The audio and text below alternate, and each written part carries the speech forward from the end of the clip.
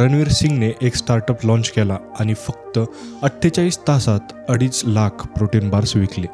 या ब्रँडचं नाव आहे super you, जे त्यांनी निकुंज बियानी यांच्यासोबत 2024मध्ये लॉन्च केलं. पण ही काही साधी प्रोटीन ब्रँड नव्हती.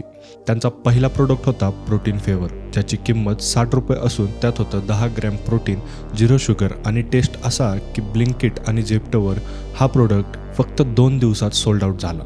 पण खरी जादू होती त्याच्या इन्ग्रेडियंट्समध्ये.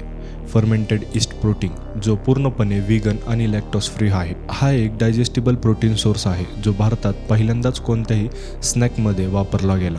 या इनोव्हेशनने हेल्थ आणि टेस्ट दोन्हीची परफेक्ट कॉम्बिनेशन तयार केली आणि याचे डिस्ट्रीब्युशनही जबरदस्त होते. ऑनलाईनसोबतच रिलायन्स फ्रेश, 7-Eleven आणि एअरपोर्ट स्टोअर्सपर्यंत सुपर यूचे प्रोडक्ट्स विकले जाऊ लागले. फक्त 6 महिन्यात त्यांनी 50 लाख बार्स विकले आणि ब्रँड दर महिन्याला 25 ते 30% वाढत आहे. रणवीरचं व्हिजनसुद्धा अगदी स्पष्ट आहे. पुढील 5 वर्षात 500 कोटींचं रेव्हेन्यू मिळवायचं. तर यातून काय शिकायचं?